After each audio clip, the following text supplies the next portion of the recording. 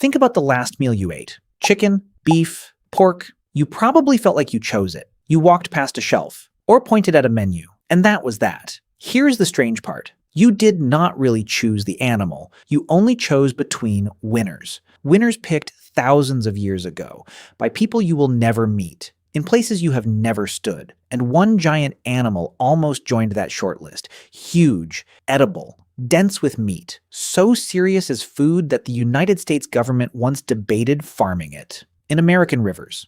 As a fix for a national meat panic, newspapers had a nickname ready: Lake Cow Bacon. The animal was the hippo, and the reason it is not in your fridge is not the reason you think. Stay until the end. The last minutes rewire every normal meal you have ever trusted, because this is not only a hippo story, it is a story about how little of your life is first-generation choice. Let's kill the obvious answer first.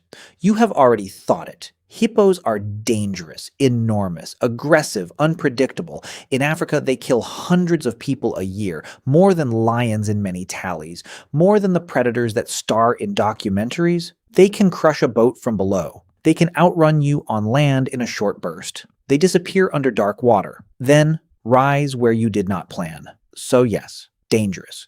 But dangerous has never stopped our species from eating. We hunted whales across oceans. We took bears from dens. We ate sharks, crocodilians, giant tortoises. Our ancestors butchered mammoths, animals that made a hippo look manageable.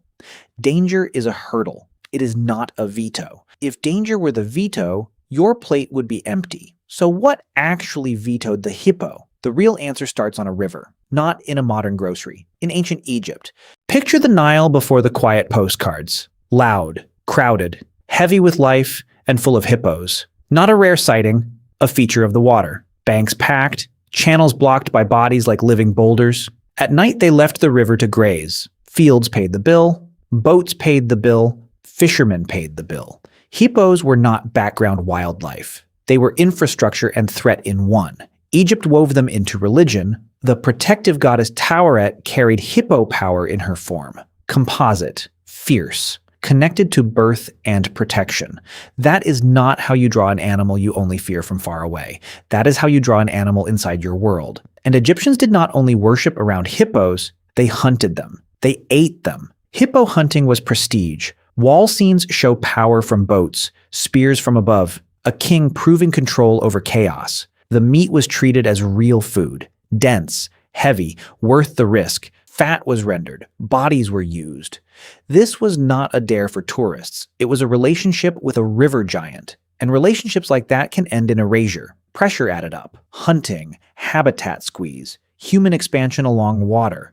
Over long stretches of history, hippos vanished from more and more of the northern range. A species that once owned the river lost the river, not because it was impossible to kill, because humans could kill it well enough to want more. So put the myth down. Hippo meat is not a modern forbidden fantasy. It is a forgotten normal. People built monuments and still put this animal on the table, which makes 1910 even stranger. The year is 1910. The United States is anxious about meat. Cities are swelling. Demand is climbing. Beef and pork feel tight. Papers talk shortage. Prices bite. Ordinary protein suddenly looks political. At the same time, Louisiana waterways have another crisis. Water hyacinth, a beautiful import, then a green catastrophe. It chokes rivers, smothers light, kills fish, blocks boats. An ornamental plant becomes an invading blanket. No local mouth is eating it fast enough. Two problems. One country. Then two hard men walk into the idea. Frederick Russell Burnham, American scout, African field legend, a man built out of frontiers, and Fritz Duquesne, soldier of fortune, hunter, operative, dangerous resume. Their pitch sounds insane until you hear the double win. Bring hippos into southern U.S. waters. Let them attack the hyacinth. Then let Americans attack the hippos. River cleaned. Larders filled. They brand the dream with a butcher's poetry. Lake Cow Bacon. Louisiana Congressman Robert Broussard carries it into formal politics. The American Hippo Bill, federal money proposed, import useful animals, including hippos. Major papers cover it straight. Not only as a joke, a Scientific American takes it seriously enough to discuss. The New York Times helps the nickname travel. Experts are pulled into the room. For a moment, history leans. In one nearby timeline, Bayou Hippo country becomes normal. Hippo ranches in the humid south, hippo meat in city markets, lake cow bacon beside ordinary breakfast words. Your hot dog century almost had a river rival. Then, the lean fails. Momentum dies in the machinery of Congress. The bill does not become the America you know. Other fixes for meat supply win instead. Feedlots scale, industrial cattle tightens its grip. The hippo stays a headline fossil. But here is the question the viral version skips. Even if the bill had passed, would farming hippos have worked? Because a law can import an animal. A law cannot import obedience. This is the ownership test. Every farm animal you call normal passed it. Hippos keep failing it. People have hand-raised hippos, fed them, named them, lived beside them for years. The animal can look gentle, almost absurdly calm. Then one day, the old software boots. Territory, panic, a shift with no polite warning, and a human loses. That pattern matters more than any single tragedy. You can condition a face. You cannot quickly delete a river giant's instincts. Cattle were not born grocery store gentle. Pigs were not born barn safe. Chickens were not born warehouse animals. Thousands of years of selection carved them. Generation after generation. Lower reactive aggression, breeding under human eyes, tolerance in crowds, tolerance in stress. That is not training weak. That is evolutionary editing. Hippos never got that edit at farm scale. Now run the ownership checklist cold. Can it live on cheap feed humans already grow? Can it gain meat fast enough to pay its keep? Will it breed reliably in confinement? Can ordinary workers survive daily contact? Does it have a social hierarchy humans can enter? That last one is the quiet killer. Cows can be led through dominant structures. Horses accept handlers inside their social logic. Dogs plug humans into pack leadership. Sheep collapse into follow behavior humans steer. Hippo society is real. Males carve territory like war maps. Females defend young with absolute violence. The hierarchy exists. It just does not have a vacancy labeled human manager. You do not become the boss hippo.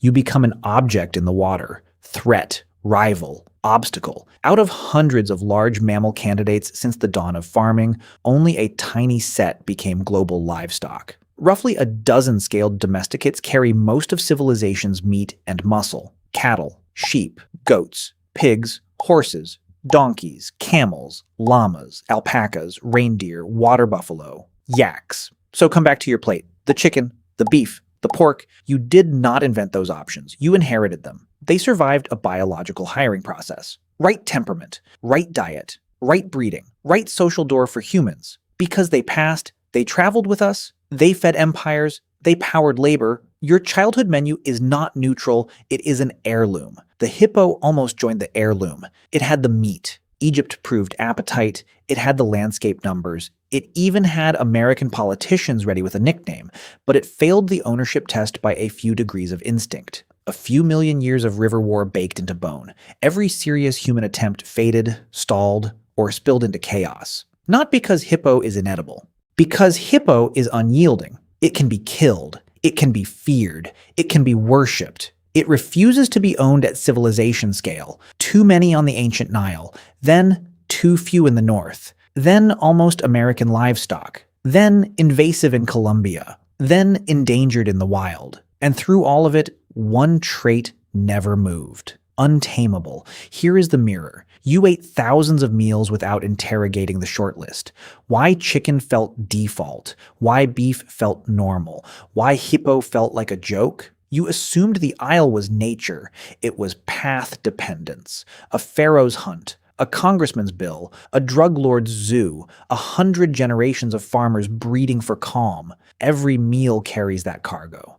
The animals on your plate won a lottery they did not know they entered. You almost lived in the late cow bacon timeline. Someone let that timeline die in a committee room, and you grew up thinking the menu was your personality. It was mostly inheritance. Now you know. The hippo never needed to be delicious enough. It needed to be ownable enough, and it was not. That is why the world eats cows, and only tells stories about hippos,